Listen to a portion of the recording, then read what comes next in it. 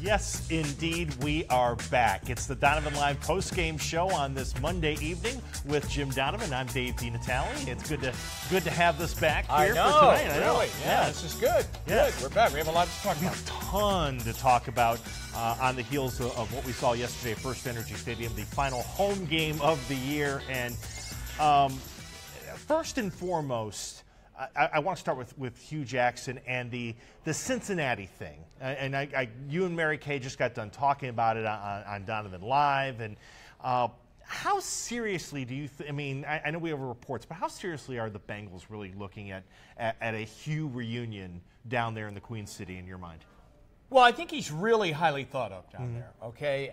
And I think they have a different thinker down there, and the different thinker is Mike Brown. Yeah. And there have been many, many instances where people have said, what is Mike Brown thinking? And Mike Brown's response is, I really don't care what you think I'm thinking. This is what I'm doing. Yep. My team, so my it's rules. My team, yeah, this is the way we do it. This is the way I'm going to do it. Mike Brown is somebody, when he does like somebody, he stays behind somebody, and they are not in favor of paying off contracts if you're not working for them. Right. So you work typically until the end of your contract. Okay. Having said that, I mean, let's face it. There was a scenario a couple of years ago that Hugh was proposed a package that, hey, if you stay here, Marvin will probably stay. Marvin Lewis will probably stay for 2 years to be the head coach of the Bengals. And then it will be a handover of power and the head coaching job to you. But he decided to throw his hat into the ring seriously to the 49ers, the Browns, the Giants, taking the Browns' job to become a head coach. In other words, he didn't want to wait a couple of years. His stock was very high, if you remember, at that point in time. The Bengals had a great offense. Andy Dalton was playing at a very high level, and Hugh was thought to be the guy that was putting that together. If when Dalton wasn't playing, there was that A.J. McCarron guy who in a substitute role, was playing very well. Yeah. So I think that there has long been an admiration of Hugh, that he's a Mike Brown kind of guy. And I think that has continued. Now, you would take a look at this. This PR would be very, very tough to sell. However Hugh finishes this year with the Browns, if it's 2-14 or 1-15 or the dreaded 0-16, how do you sell that? But Mike Brown is the kind of guy, he doesn't care. Right. I mean, he just does his thing. If he thinks that Hugh Jackson is his guy, then he would make a pitch for Hugh Jackson. No doubt in my mind that he would do that. So in that sense, it's real. Now, all these other stories about a potential third-round draft choice and all of that, I don't know. And still, you have to go back to the day of the hiring of John Dorsey. And you would have to go back, and the clause in the release that day, and you were here, was from the Haslam saying that Hugh Jackson is definitely back in 2018 and for the foreseeable future beyond that. So there are a number of scenarios. But do they like him in Cincinnati? Yes, they do. Yes. But, there are other guys, that could go. There are other guys that could go down there. Sure. But they could sell it and say, Andy Dalton never played better than when he played for Hugh Jackson. You could argue that Jay Gruden kind of handled Andy Dalton a little bit, too, and could be available. You don't know, exactly. What's going to happen in Washington. But it would be a tricky sell. Yeah. Now, if you're, and I wrote about this last week, if you're Jimmy Haslam, one of the things that I've always noticed, it's seemingly as an outsider, is that if you're the last person in the room with him, or if you're the guy that has his ear, sometimes that goes a long way, whether it's rejecting everybody else but Joe Banner's advice to hire Michael Lombardi to be the general manager in 2013, when we all, anybody who's been a Browns fan or involved with this team for a while knows that, Lombardi was toxic in the early to mid-90s. He just was. Didn't matter. They hired him anyway.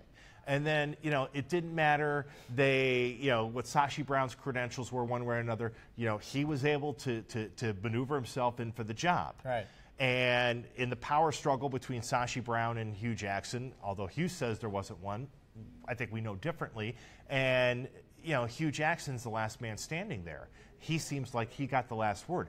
I wonder if John Dorsey is going to be able to if he wants another coach, if he says, look, I have to draft, I'm the guy that has all these assets here in this cupboard that's full, and I'm the guy that's got to do the drafting. Can they walk back on that sentence that was put out there the day Sashi Brown was let go? I think they can. Yeah. I think that it will be worded a little bit differently than maybe what we would anticipate. I think that there would be some kind of conclusion reached that Hugh would step down and move away from the job and be allowed to seek another position. And if it would be Cincinnati, that would seem to be the apparent one. Yeah. But here's the thing now about John Dorsey. John Dorsey's never hired a coach.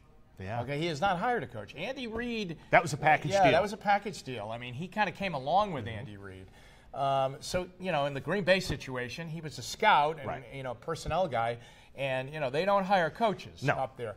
So he hasn't hired a coach. So I don't know where his tree limb would be, as far as looking for a coach. Would it be out of the Kansas City tree, the Andy Reid tree? Would it be out of the Philadelphia one? Would it be out of the Green Bay one? Because those are the areas that he's been associated with. So I don't know what the situation is. I would tell you this, that right now I think he is doing total evaluation of the organization. What's going on inside that building? More importantly, what's going on inside that locker room?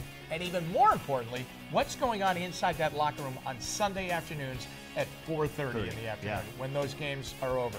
Because there is an invasive culture of losing there, okay, that has gone on for too long, and that's what he's got to get out of it. Right.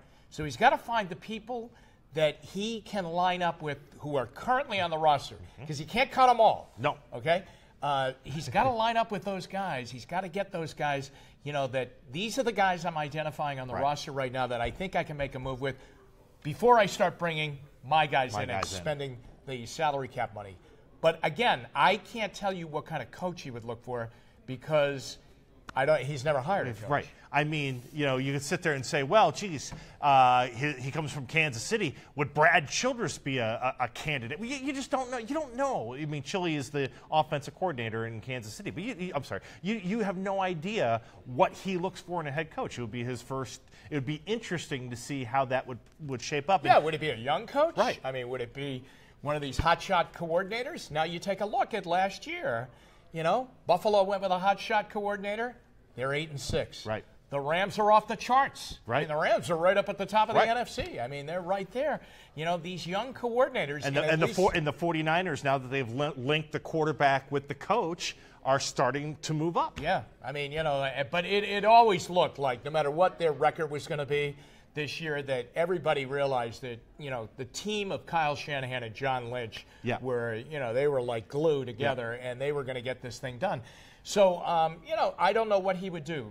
It would be interesting, but it would also be interesting if he keeps him. Right. Because you're keeping a guy that, then you're obviously saying, guess what?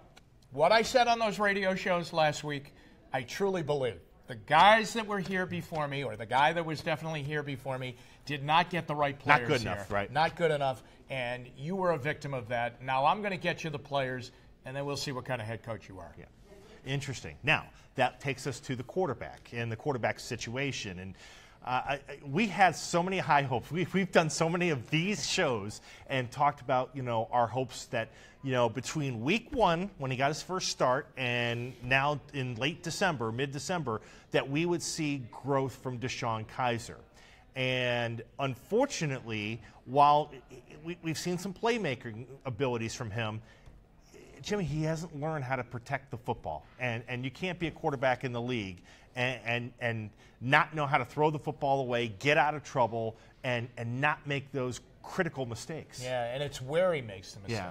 I mean, they're going in yesterday afternoon. They're at like the 6-yard line, okay? And he throws that awful interception when he rolled to the left, and there were like 6 Ravens. Right, in the back of the end zone, And if you look through the legs, arms, and shoulders of the 6 Ravens, you could kind of squint. And Isaiah Crowell was somewhere, but there was no way he was going to get the ball. The turnovers are alarming. Yeah, they're really alarming. It's where they come. Yep. His awareness of where he is on the field is really discouraging. He throws red zone interceptions and turns the ball over. Yep. And then when he's parked inside his own 5, he has to realize that clock has to get out of there faster than, when he's out at the 50-yard line because, they're going to send the house. That's a really good defense, and that's what they did yesterday, and they're knocking the ball out of there. And, he's falling down in the end zone. There's a loose ball, and it's a touchdown. It's his unawareness of where he is that's troubling. And, see, I don't buy the fact that, we have to continue to see him for a body of work. Believe me, we've seen his body of work. Yeah. Okay, I thought they might make a change this week. I really did. I thought they might, I thought that yesterday was discouraging to the point that, and really, he looks a little beaten. Yes. Okay, that maybe we take a breather. Yeah. And we put Hogan in again. I mean, was Hogan that bad in the game against Houston that he'd be exiled? Right. Off the face of the Browns quarterback depth chart? So it's disappointing. I wouldn't give up the ship on him. Kaiser. Yeah. He'd definitely be part of my plan. Yeah. But I think there are other quarterbacks who have got to arrive here, veteran and maybe high draft choice, that you bring in here. Well, and that's going to present an interesting scenario for John Dorsey, no matter who his head coach is. When we get into this offseason, I mean, the Browns have a ton of cap space. I mean, $100 million. If I assume Garoppolo's going to stay in San Francisco, I have no reason to think he's going to leave. But you could throw a pile of money at Kirk Cousins if you wanted to. I mean, absolutely. Or you could go get Alex Smith. Right. Or you could revisit the A.J. McCarron thing. Right. So you could do that. Yeah. And then sit and think about, and really look at the Rosens and the Darnolds and the Jacksons and all the guys who are coming out this year, because you're going to probably have 2 top 5 picks. I mean, there's no way you wouldn't be able to. There's no way you couldn't get the quarterback you'd want. Yeah. The way the Browns are shaped out. So if you want to go at quarterback, if you think you can find a franchise guy in the draft, you certainly have the ability to do that too. Yeah. Well, here's the other thing, and I think you have to remember this, and it's what John Dorsey said on his introductory press conference a couple of Fridays ago. And when he assessed the quarterback position, which he understood, and we all understand that that's the most important position, and until the Browns rectify that and identify a guy that can come in here and truly play, this is where we're going to be stuck. Now, maybe it's not going to be 0-14, but it's not going to be very good. His first thing was, whoever the guy is, he's got to win. Right. The 3 guys right now haven't won a game in their NFL careers. Okay, that's a problem. Yes. You know what I mean? I mean, that really is a problem. The guy's got to win, Dave. Right. I mean, he has the ball on every play. He's got to be able to win. And the other 10 who are with him have to believe that guy can get them to win. Yeah. And you can make the argument. I hear it all the time, and I don't have it in front of me, but people are probably saying, well, if Garoppolo would have come here to Cleveland, he would have been beat down. Isn't there something to be said that the right quarterback, that you get him, no matter who's around him, can lift the performance level of guys around him, the way Garoppolo has done. And I'm not just speaking specifically of him, but the way he's done it in San Francisco. If you get the right guy, I don't care.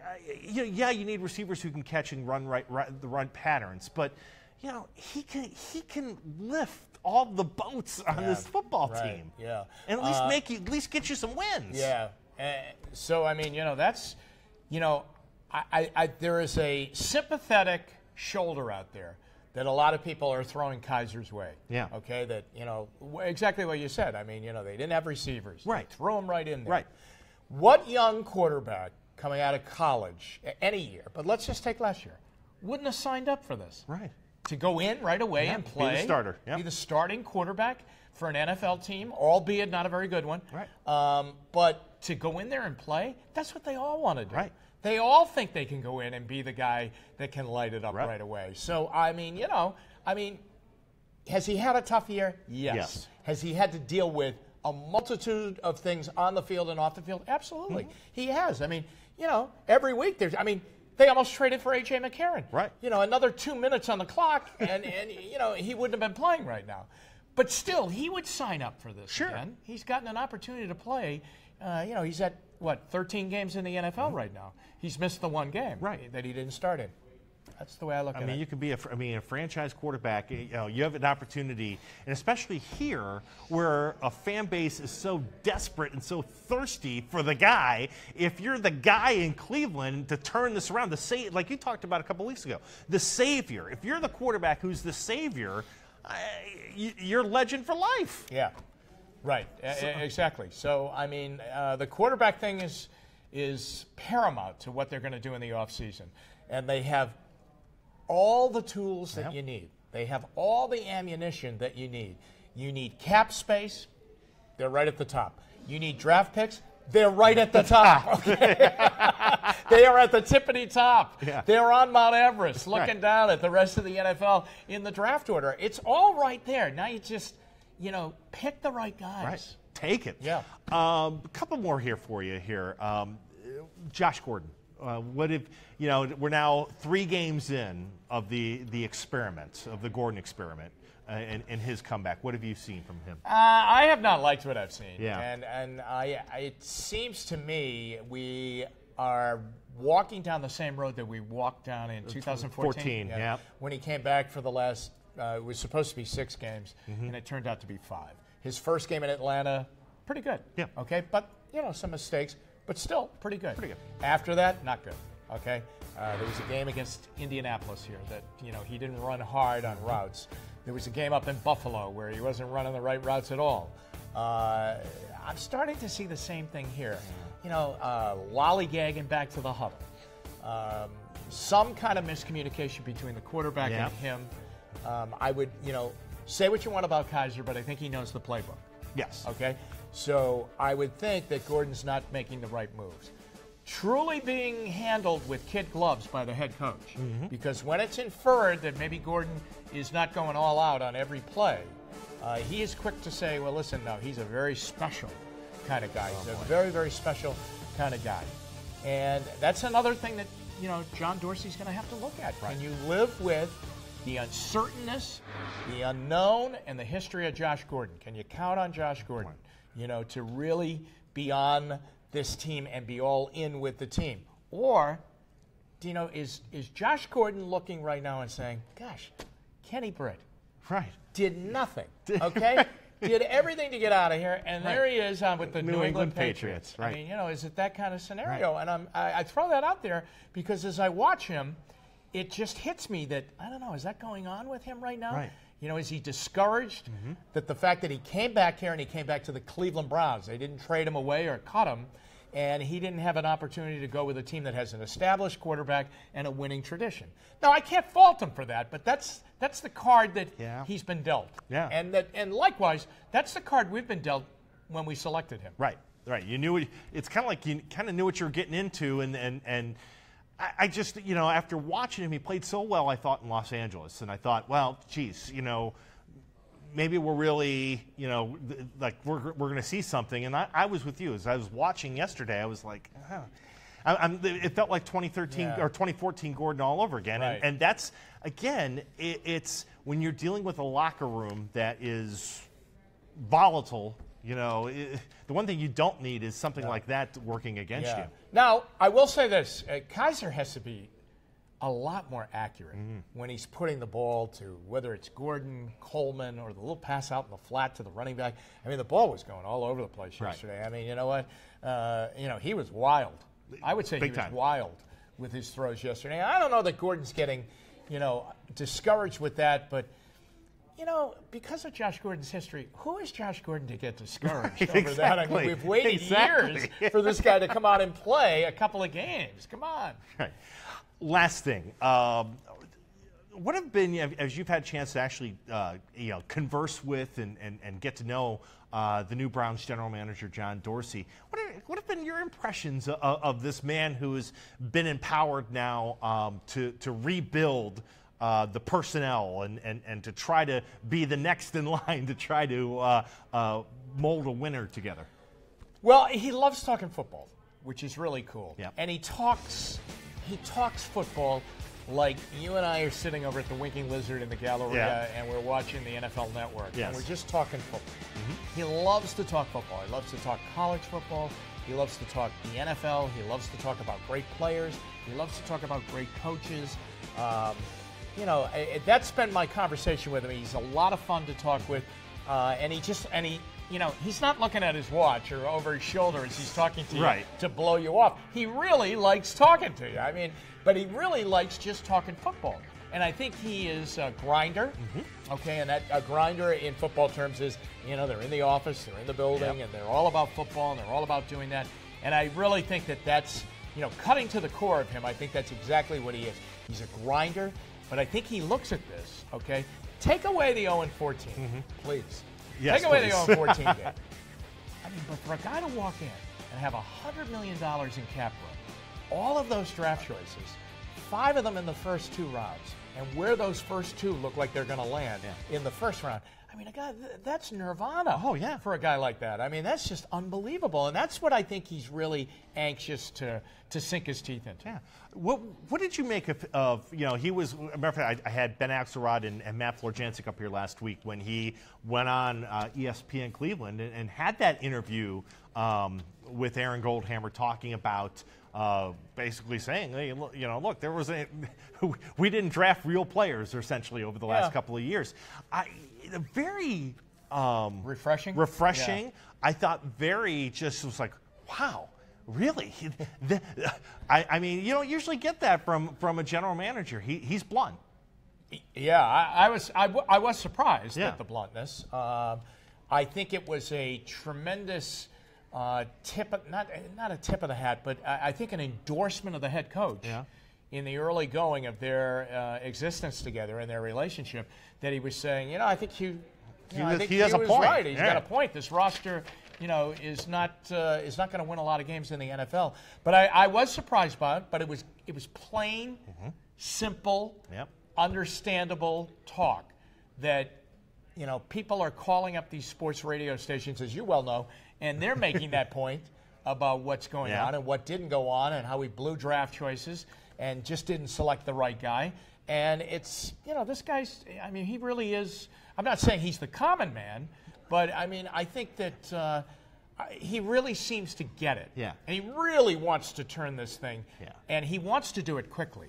And I think he feels with the tools he has, he could do it quickly. He could turn it quickly. That's why when I heard him, I was like, boy, it sounds like a guy. And I know he said he's seen Baker Mayfield 6 times or whatever he said, but it seems to me like a guy who is not opposed to going after a veteran quarterback to try to get this franchise some wins and some momentum while they figure out or while they nurture a potential next guy. Yeah. You got to start winning games. Right. I mean, his first week, they're playing the Packers, and he goes out in his press conference. He says, "Listen, I think we're going to win Sunday." Right. Okay, and that's the way he is. Let's win right now. Let's win right now. I mean, why are we waiting? We've waited long enough. Yes. Let's go win. How about this? Let's win opening day. We've only won it once since they've come back. Yes. Okay, let's win opening day. Let's be 1-0 instead of what it leads to 0-3. Yes, it always seems to lead. Well, it's leading to more than that, but typically it's 0-3. I would love a 2-0 start. Yeah, and get everybody excited. Yeah, because I want to see Showtime, CBS Showtime inside the NFL here. Yes. I want to see, someone coming midweek to do a feature for the pregame show about the turnaround of the Cleveland Browns. Yeah. And inside the NFL, I want 2/3 or 3/4 Donovan highlights, and I'll let the opponent get 1 or 2 highlight calls. Well, I do too because I got a mortgage. All right. Hey, with that thought in mind, real quick, Jimmy's off the rest of the week, vacation, getting ready for the holidays, and then next week I'm off. Oh. So this is going to be the last Donovan Live postgame show of 2017, at least for the two of us. I may talk Ty into coming up here, but this will be the last one for you and I. So Merry Christmas, Happy New Year, my friend. We'll have when we get back on the roll here. Yes, we'll have a lot. We'll have a lot to talk about in the new year. I really believe everybody the Browns off season is going to be active and exciting. From day one. Right after the final whistle blows at Heinz Field. That's right. Buckle up, everybody. Hey, and also, big thanks. David, can you walk over here just so the camera can see you? Yeah, that's enough, David. That's enough. But David Herberton is our director, producer, and everything of the Donovan Live postgame show. Does a wonderful job, and I wanted to give him some props. He does a wonderful job. All right, for Jimmy Donovan, for David Herberton, and for everybody involved, I'm Dave DiNatale. Thank you for watching the Donovan Live postgame show right here on WKYC's Facebook Live.